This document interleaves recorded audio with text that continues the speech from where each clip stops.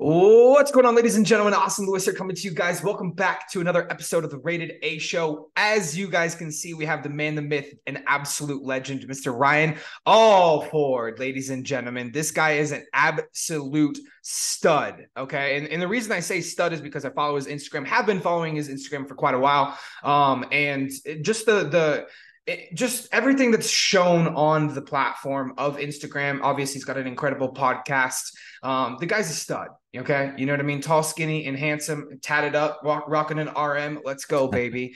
Dude, Ryan, thank you so much for coming on the show. I appreciate you taking the time to do so. Sorry for the technical difficulties again, but I'm excited to have you just share a little bit about life, liberty, and pursuit of happiness with my audience, man. Hey, I love it, man. I'm gonna try to live up to all of those monikers. I'm thinking through my gym routine this morning, whether or not I hit it hard enough to live up to all that, but I'll do my best. For sure, Appreciate you having me on. 100%. So, I mean, let's talk about just like a couple obviously questions that I have for you. I mean, podcasting, that's something that you do. Is that full time? I mean, obviously your podcast is pretty large. So, Absolutely. So I've been podcasting for 10 years, but the Radcast, our show today, and the studio I'm in right now, is 6 years old. We're the number one business and marketing podcast on Apple Podcasts routinely. The ratings fluctuate up and down, but we get over 1 million downloads a month. And we're into the business segment, but marketing sub-segment of Apple Podcasts. And so if you go hit the rankings, you'll see us there, the Radcast. And yeah, man, we're at almost 400 episodes. It's become a full-time gig. I joke a lot the first year about we had 50 listeners and 49 were my mom or other relatives. But you stuck with it and knew we had something. We're definitely more of a mainstream show. I call us the mainstream business show.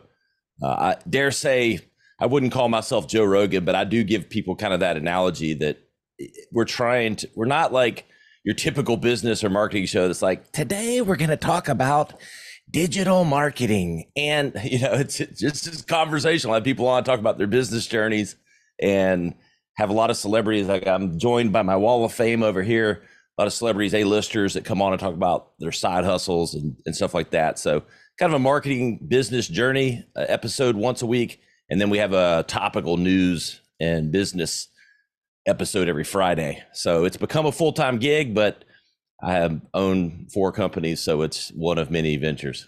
for sure, 100%. So, I mean, obviously, what is like, and obviously I'm asking for myself as well as a lot of the viewers out there that are wanting to start podcasts or wanting to do podcasts. And I recommend everybody go out and do podcasts. I mean, it gives you an excuse to meet badass people, you know what I mean? And just make connections. And a lot of the deals and a lot of things that have come in my life.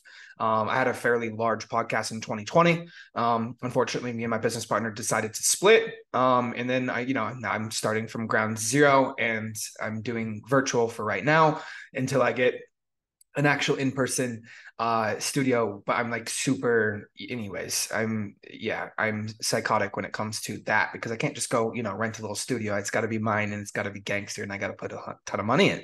That's just how it is for me, and I've already done it once, so I'm going to do it again and it's going to be better. But what would you say like your biggest platform is? I mean, do you leverage YouTube? Or is it literally Spotify? Is it literally Apple? Is it iTunes? Like what is like your biggest mainstream listeners?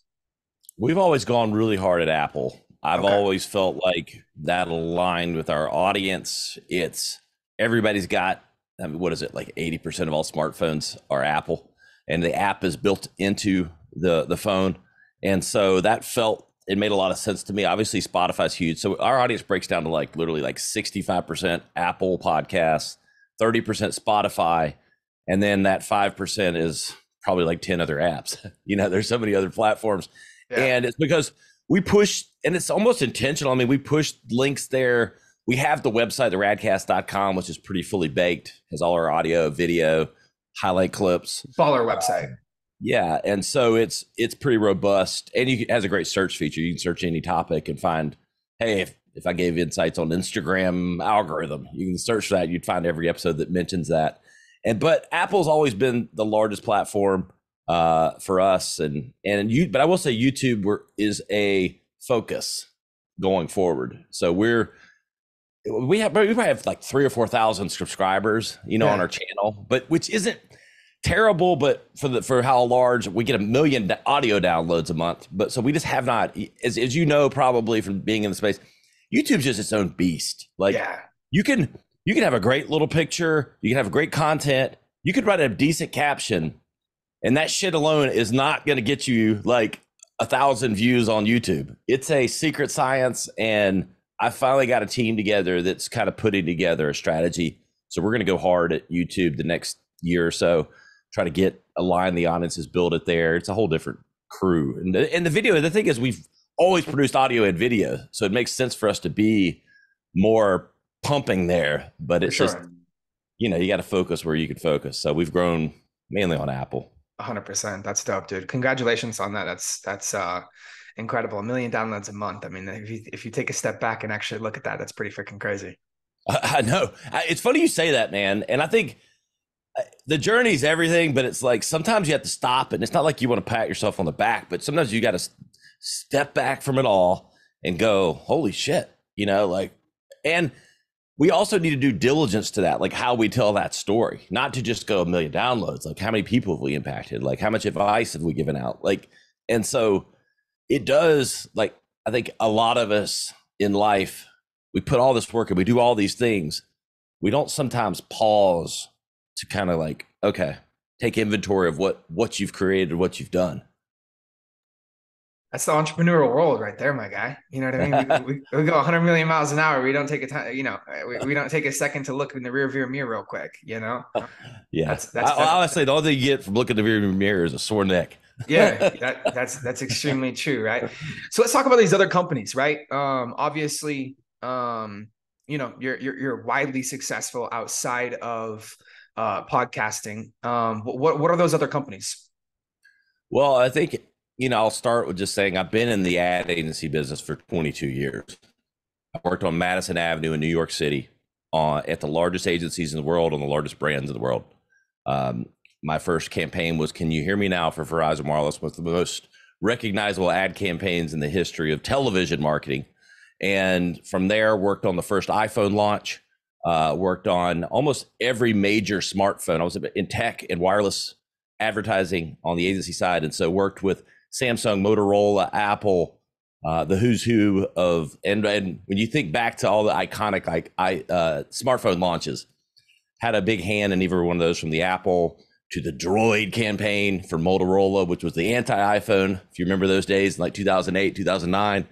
And then ushering in kind of that smartphone era, but then worked on Budweiser, Gillette, you know, a lot of big name brands, and cut my teeth with some of the best in the industry and had a major impact. And so from there, I started my own agency, moved back to where I'm from. You may hear a little bit of the accent. I'm from South Carolina. So moved back from New York to South Carolina, started my agency Radical 6 years ago. And, you know, we're an 8-figure agency, been grown 100% organic, inbound from the podcast, my personal brand. And, you know, it's been a wild ride. And then now I'm a co-founder of a company called Vacay. We're a plant-based premium supplement company. We're trying to turn the tide from anti-pharmaceuticals back into using things from the earth that are there to make people healthy and to make people relax in different ways.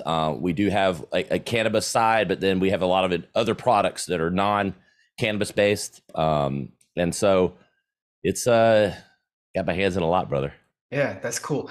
So, I mean, obviously, you know, that's interesting, right? Obviously, you have massive success. I know, and I always talk about like the other side of the money game, right? Like, you know, there's the one side of the money game, which, you know, you're trying to get the money, and then there's the other side of the money game where you've crossed the money game. So you know, you're not. It's what you do in terms of where you dedicate your time and connections and people and so forth. That is what you're able to do once you already have passed the money game, right? And then now you're doing things. I would say you started Vacay, and I'm obviously putting words in your mouth, but that's more of a passion project than it is anything else. Am I correct? 100%. Like a lot of passion. I'd love to have 9-figure payout one day. 100%, of But course. Yeah. I enjoy it. It's putting together a lot of things. I mean, I leave it to me to make it hard on myself starting a company that can't really run ads because of the nature of like CBD and all the hemp-based products can't be run like ads on Facebook and Google and all that. So, but it's being built brick by the brand and the quality of the products and good old fashioned marketing. 100%. And so, but absolutely, it's definitely more of a passion project. I wouldn't call it a bet. I mean, but it is, I guess, a little bit of a bet and a passion project. If I didn't enjoy it, I can make bets without having to get knee deep in it. For But I'm sure. pretty knee deep in this one. Yeah, 100%. And the reason I guess I asked that, and just for the context of the viewers and the listeners, majority of them being viewers because they're watching this on YouTube, is majority of people are entrepreneurs that are out there, right? I mean, how long have you been in the entrepreneurial game? 10 plus years. Okay, decade. Yeah. So I mean, I'll say that, but the agency that I worked for, yeah. I worked for several, but the largest one, the one I was at the longest, was a very entrepreneurial agency. I consider myself almost like a quasi partner. I mean, obviously I didn't, unfortunately, get a check for the sellout, but Sure. we were like 60 employees, and I grew some of our business accounts from 3 million in revenue to 45 million in annual in revenue, and so grew a team from like 10 to 200. And so I think I've always been an entrepreneur. Yeah.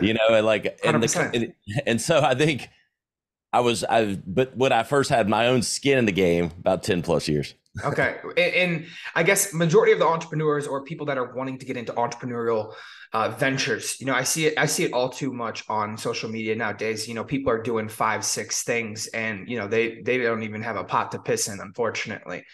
No disrespect, but it's just, they got to get on the other side of the money game. You know what I mean? Before you start doing multiple different things, you're sitting here in that chair and you have the multiple different companies and a massively successful podcast now, but you cross the money game in order to now dedicate more of your time and energy and connections and probably money in order to actually have create those companies that are actually going to become successful. Anybody can go do 4 things, but Right. you're going to do those 4 things half-ass, especially if you don't got money, if you don't got time, and you don't got connections.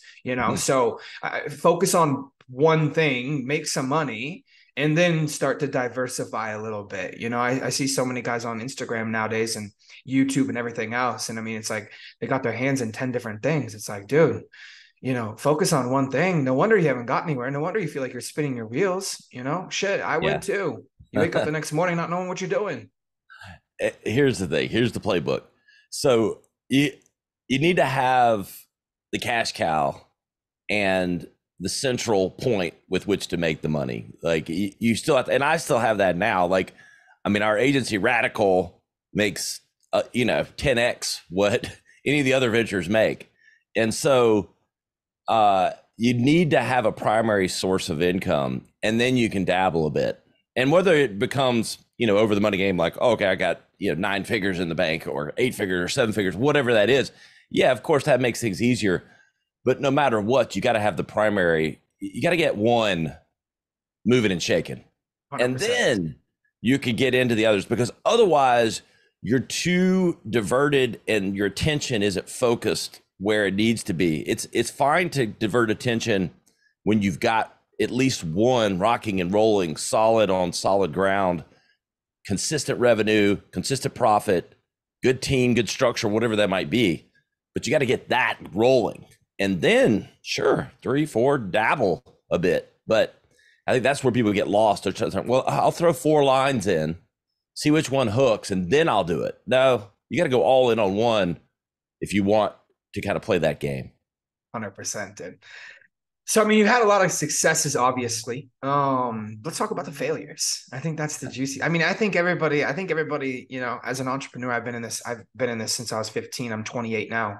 So it's going 13 years. I stole my mom's credit card and when I was 15 and went to this thing called the network marketing event. And I was blown away because, my parents' house, a little 3-bed, 2-bath, 1,300 square feet and, 2-car garage, driving Honda Civics, the whole 9. And I was absolutely blown away. by this event, stole her card, swiped $750 on that sucker. Thought the credit card company would obviously call her at the end of the month that the thing was going to be due, but they called her right away. My first check was 3 cents because I sold a brochure. My mom grounded me for like 3 weeks. But I saw 3 cents at a 15-year-old. I said, shit, if I can make 3 cents, I can make $3. If I can make $3, I can make $30. If I can make $30, I can make 30 million. Went on making millions in network marketing after a 6-year career, walked away. But let's talk about those. The successes are always, easy to talk about, but I feel like the failures are more like a lot easier to talk about as an entrepreneur, So Yeah. you've had a ton of successes. You're rocking an RM, baby. You know what I mean? Let's go. And here you are. Like, what are those failures? What have been those things that were hard to get back from, like up from? Yeah. I mean, I've fallen on my face more times than I can count. I'll say this. I mean, I wouldn't call it a failure, but I wasn't born from the money tree. So I failed coming out of the womb to two parents living in the lower middle class. I would even maybe shy of that, track home. And so, I didn't come from money and didn't really come from a legacy of success. My parents worked their asses off and did okay. And definitely our quality of life improved and lived the American dream. But two entrepreneurs, both working 2 to 3 jobs. And so I'll say this, I always wanted to find a way my way, I wanted to always get there as long as it was my way. And that helped in some ways. I was always driven. But, I proceeded to go to Clemson out of high school and had a grand GPA of 0.7 after 3 semesters and call that a failure number one. I was never the best student, but managed to graduate. And so I think failure number one was probably not being the best college student ever, and my parents wanting to like hang my neck, even though I was paying for most of it, which makes it even either doubly smart or doubly dumb. I'm not sure, but somehow managed to graduate. And I think I think of 2 big failures. One, my first marriage I failed at horribly. I didn't know what it was like to be a good partner. Like I had 2 kids with my first wife, and I was not like a philandering, asshole, but I was just a terrible husband. Like, I didn't know what it was like to make someone else happy, much less myself. Yeah. And so failed miserably at that. And, but turned the tide and happily married now, learned from my mistakes. But the other thing is when I quit the ad agency business before I started my first agency, I had a little detour into the car business. So if you want to learn about the dirtiest business on earth, go learn about the used car business. So I started a dealership that was based off of technology. And if you've heard of the concept of Canva, I think it is, or not Canva, Carvana. We essentially had Carvana's concept in 2012, 2013 before they did. But yours truly proceeded to operate that straight into the ground because I didn't know shit about the car business. I knew a lot about marketing, and I thought it was just a marketing game. But the business of cars is so operationally driven. I proceeded to lose about $1 million in the car business. And to make a long story short, I was stubborn. I thought I knew it all. I thought marketing success and what I'd done in the agency world would lead to success there. And proceeded to lose about $1 million before I got my shit together and was like, okay, why am I doing this? I need to be doing it. Why did I start an ad agency? Like I tried to pivot too far because we all think we know it all. And I learned a lot from that. And then proceeded to kind of create the success we are now, sticking to what I know. And I think the biggest learning lesson there is just, it's fine to pivot, but sometimes the road is easier than we make it. Like sometimes it's like you're really good at something. You've had a lot of success at it, but let's go over here and do that. It relates back to kind of what you were talking about earlier, but it's like, oh, let me go do this because I'll make that successful too. Well, no, not always. And so a couple of big ones there. 100%.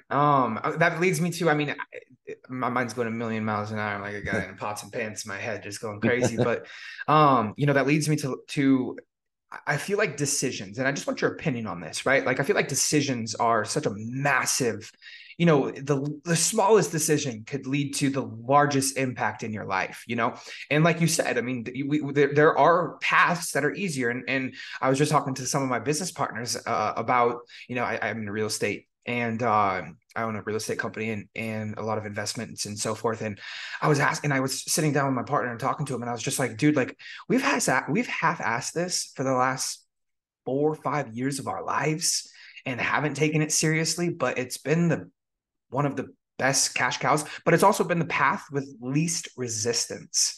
Yeah. And I think a lot of people have that right in front of their face, and then they don't double down, because I'm over here doing this and I'm trying to do that. And it's like, I'm good at this, but we're just in our own like egotistical, stubborn ways. I don't know if it's because we're men or what the hell.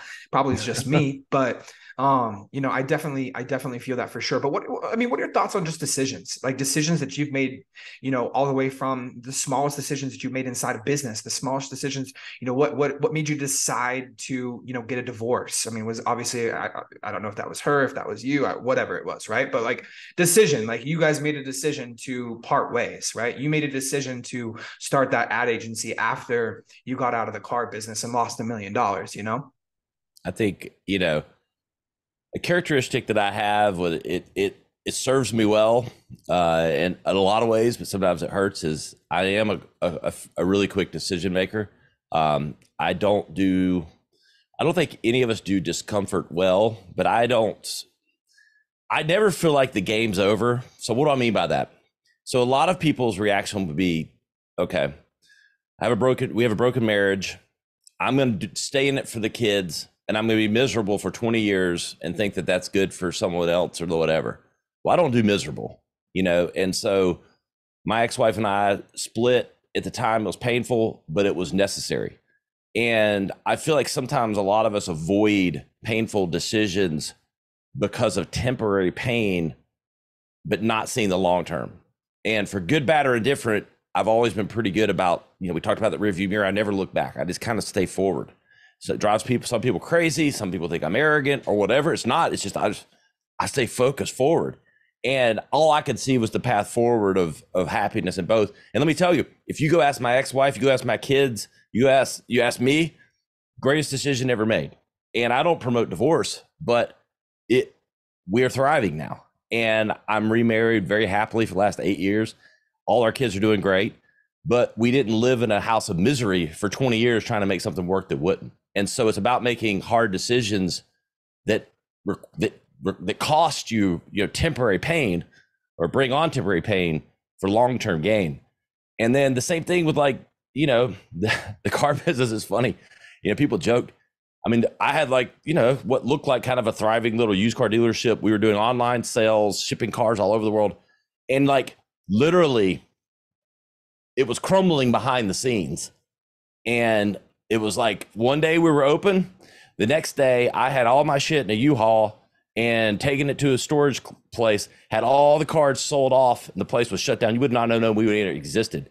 And I had some planning, and I don't want to say it just was a one-day process, but I was like, this shit is not working. I'm not going to lose any more money. I'm not going to take out a loan for my bad decisions. And so it was painful as hell. I had to tuck my tail between my legs. I had to tell family people, what happened? And I didn't completely own it. I think I created this alternate reality of, I just decided it wasn't what I wanted to do. Bullshit. I fucking failed. I fell right on my face. I lost $1 million and it was time to pack up and go. But you got to just turn the page. You got to okay, it's time to cut bait, and I think that's a big problem today. We all try to avoid certain things, like that temporary pain, that temporary pride or whatever it might be, thinking that life is, shorter. Does not, no, you got plenty of time. There's time to turn the page, but you got to deal with it in the present. 100%. What, how old were you when that used car dealership went down? 35. Okay. 36. What are you now? 46. Okay. So in 10 years, you've made a drastic turnaround. Yeah. I mean, I got focused on the right things. Yeah, 100%. The path with least resistance. Yeah, in a lot of ways. It Yeah. was. It was like, okay, know what you know. And you know what I call that is a lack of friction. I love removing friction.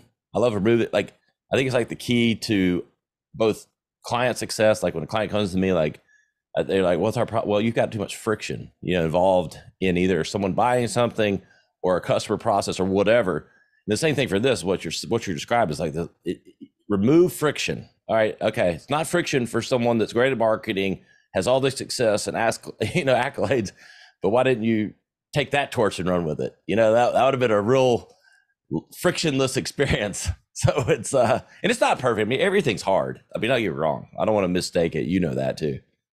100%. There's just some things that are less hard. Exactly. You know what I Mine mean? less hard. I mean, it's hard. It's going to be hard no matter It's gonna be what. harder no matter what, but you got just find your less hard. You know, Exactly. whatever that means to you. I mean, obviously that's different for everybody, right? A less hard is going to be different from everybody, you know. But I mean, you know, look at Jake Paul. Less hard to him is getting in a boxing arena. You know, I think harder for him would be do MMA. You know, I think that would be a path with a lot more resistance. Yeah. Rather than boxing, you know, he found his less hard path. And he Yeah. making it look easy, man. Yeah. It makes it look easy, but that fucker's working his ass off to get in the shape that he 100%. gets in. And people don't really appreciate. I think I don't love every tactic, but let me tell you, that guy is as bright as they come and probably one of the best marketers on the planet and 100%. one of the hardest workers to get. Because look, he's got how many passes does that guy have that could be friction? Like nobody might be hitting you in the face, you know, but Yeah. he's chosen that and getting in the ring and and he's a good fighter. So I mean, you know, I got a lot of respect for him. 100%, you know. It's not easy, you know, to get in a boxing arena, let alone sell fucking, you know, how many over 1 million pay-per-views at, you know, do the Yeah, math, you yeah. know. Energy drinks do it pretty well too. Yeah, 100%. Crazy, dude. Nuts. All from starting Vine, man. I don't know. Did you ever get on Vine or no? Yeah, briefly. I mean, Yeah, you know, I crazy, dude. it was I feel like it came and went in a hurry. Yeah, it did, but it's just nuts that that's where it came from. But Yeah. that's crazy, dude. What does life look like for you? Like, you know, outside of work and you know, business and obviously the family too. Obviously, you spend a ton of time with your kids and the wifey. But Yeah, I mean, work-life balance is huge for me. did you learn that as you've gotten older now, or did you have Yeah, that when you were younger? well, I think I've always been good about finding time for me, even younger. I don't even know how to But spell work-life balance. well, I think if you enjoy it, the thing is, the smartphone has enabled us to work and be available, I mean, almost anywhere. And so there's definitely time when you need to put it down. But I mean, I go to every basketball game. I coach every sport, you know, that my kids play in that I know anything about at least. You know, like we go to the lake every weekend. We have a houseboat on a lake here, 40 minutes from our house, and so we spend a lot of time. Family's super important, but it also helps when you're with someone that you want to be with. You know, I tell people I probably had work life balance in my first marriage, but I didn't want to be with her. You know, so as shitty as that sounds, but you know, but I want to be with my kids. This is why you get divorced, so I can be with my kids, but not be with who you don't want to be with. But now, I mean, you got to have time to like shut it down on some level. And I think, you know, I struggle with the anti-hustle culture versus the hustle culture because I do think you got to hustle your ass off and work your ass off to get there. But I think we all need a break.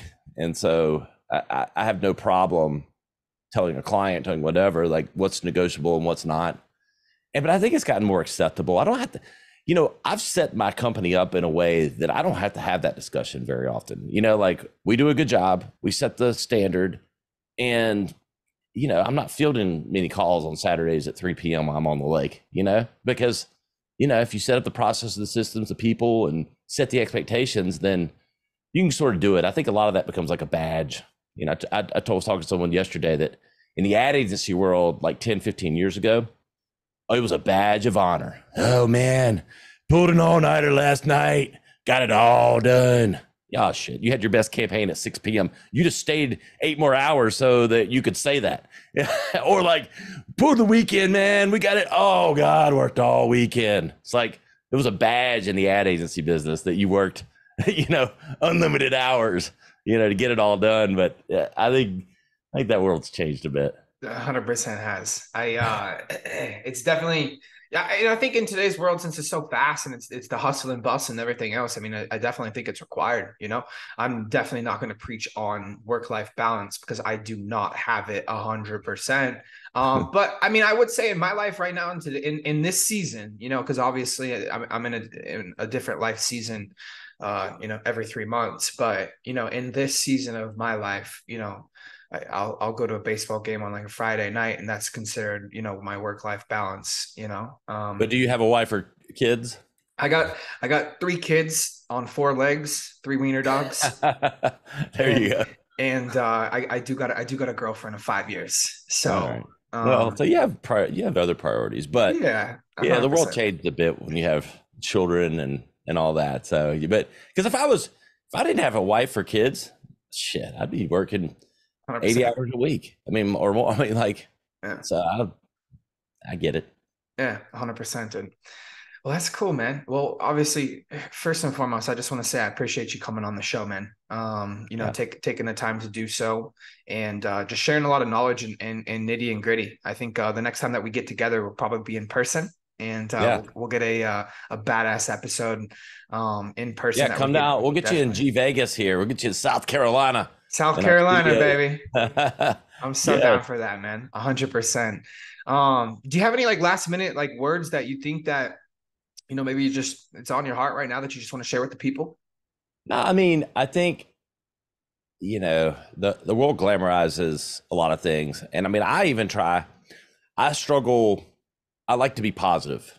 And so I don't want, like, if you ask me questions, someone asked me, and I mean, I have conversation with someone, I'm an open book. Like, ask me the positives, negatives, you know, like, but I try to display outwardly positive things, like the positive impacts of success and like what it takes. But I think, you know, I do sort of look back at like, you know, social media things, which everything looks glossy, you know, and wonderful. And then I step back and there's a balance there. And so what I encourage people to do is to kind of get underneath the hood a bit with people they want to relate to. And I'm an open book. You can DM me. I'm very available. Go to ryanalford.com.